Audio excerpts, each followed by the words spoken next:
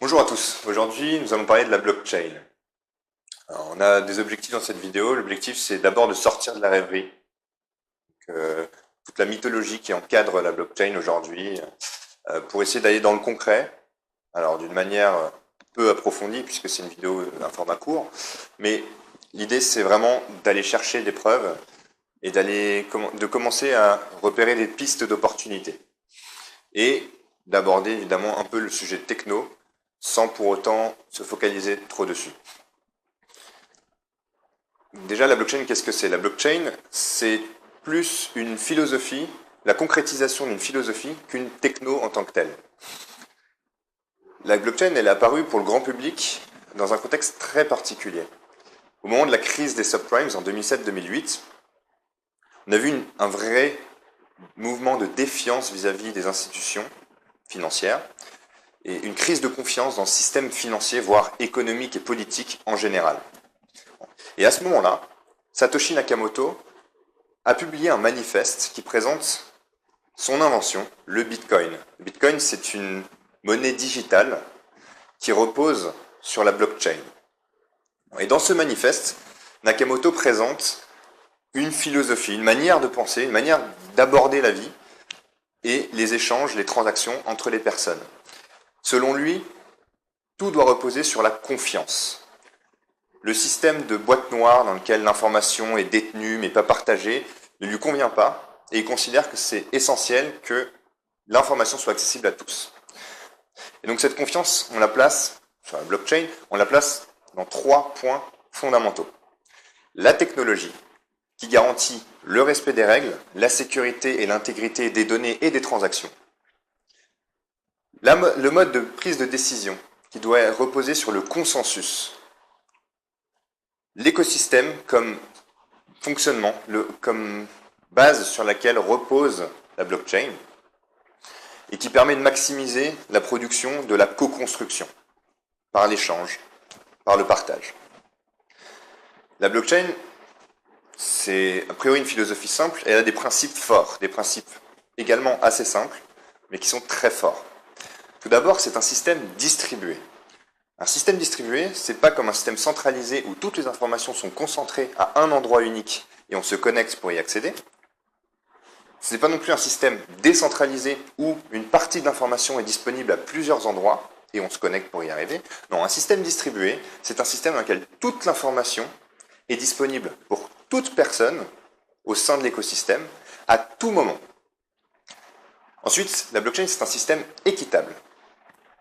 Plus on contribue à l'écosystème, plus on a de pouvoir sur cet écosystème. Dans une certaine mesure, bien sûr. Et enfin, le dernier principe sur lequel repose la blockchain, c'est que lorsque la règle établie communément par tous les acteurs, acceptée par tous les acteurs, lorsque cette règle est respectée, la décision est prise automatiquement et instantanément. D'un point de vue technologique, la blockchain est comme son nom l'indique, est une chaîne de blocs. On peut visualiser un bloc un peu comme une boîte dans laquelle les acteurs de l'écosystème vont enfermer de l'information.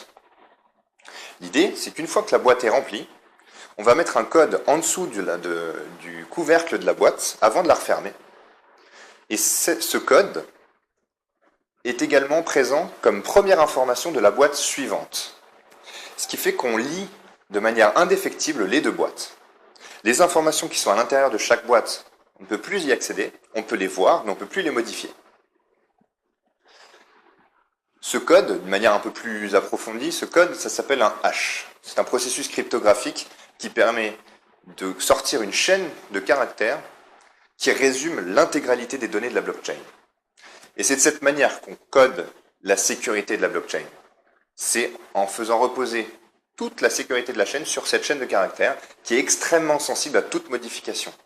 Dès lors, lorsqu'on souhaite modifier une information de l'historique qui a été validée par tout le monde, ça va totalement changer cette chaîne de caractères et on pourra voir immédiatement qu'il y a un problème et qu'il y a une information qui a été modifiée. Et donc cette modification va être rejetée de manière consensuelle par le groupe.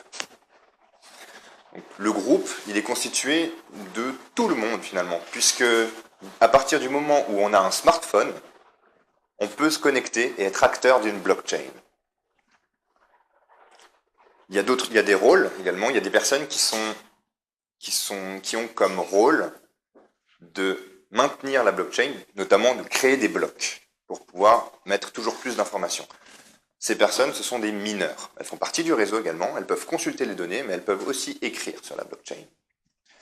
Et la sécurité d'une blockchain dépend directement du nombre d'acteurs, et notamment de mineurs, qui sont présents sur celle-ci.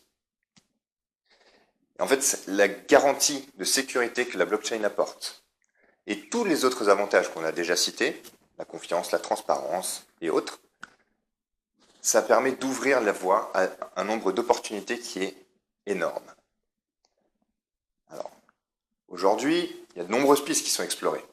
Il y a des rêveries, il y a des choses qui sont un peu plus concrètes, voire totalement concrètes et qui existent déjà. La sécurité du système et l'intégrité des données. Enfin, en fait, si on prend un cas d'usage, ce sera plus simple.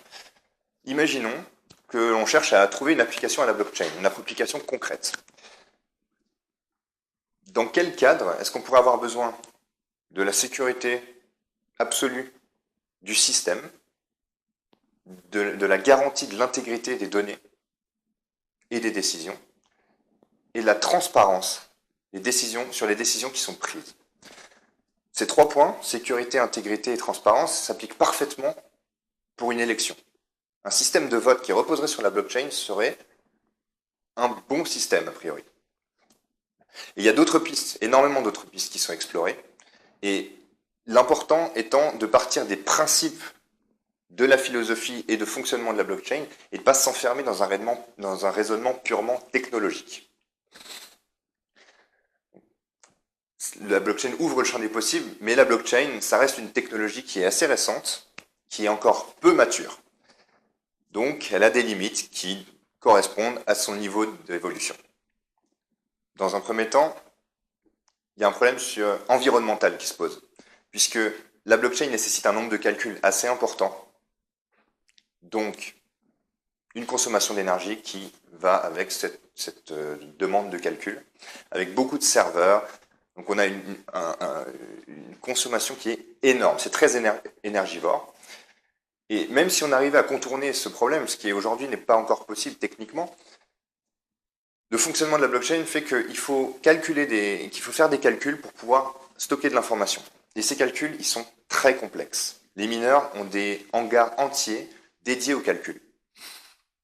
Et le problème, c'est que ça prend du temps de résoudre une équation. Et la fréquence de transactions qu'il est possible d'avoir sur une blockchain n'est pas suffisante pour gérer un système financier entier, pour gérer toutes les activités de l'État. Et donc, ce n'est pas satisfaisant pour répondre à toutes les rêveries. Donc non, le système financier ne va pas s'écrouler parce que la blockchain existe. C'est une technologie très intéressante, mais elle n'est pas capable aujourd'hui de gérer un flux de données gigantesque d'une manière suffisamment efficiente. Enfin, la blockchain se situe dans un vide juridique. Il n'y a aucune loi qui régit vraiment la blockchain, et les décisions qui sont prises, elles sont prises par le code, mais il n'y a pas d'autre source de décision. Donc, s'il y a une décision qui ne nous plaît pas, qui ne nous convient pas ou qui nous lèse, on n'a pas de possibilité de se retourner, de se référer à une institution. Ça n'existe pas encore. Alors, le droit va rattraper la technologie, c'est certain. Mais aujourd'hui, il y a un vide. Donc, on a vu que la blockchain, c'est une philosophie, la concrétisation d'une philosophie, avec des principes forts, simples mais forts, que c'est très ouvert, que chaque personne peut être participant et peut participer et peut être acteur d'une blockchain, et que c'est une technologie encore assez peu mature, donc que les limites qui sont connues, qu'on a évoquées ensemble, ne sont pas encore contournées, mais vont probablement l'être. Et il y a énormément de travaux de recherche en ce moment sur le contournement de ces obstacles et sur l'amélioration du système en général. Mais pour revenir au point fondamental, ce serait une erreur que de penser que la blockchain n'est qu'une technologie. Pour preuve, la première blockchain, elle date de 1995, elle est toujours en fonction et elle est en version papier.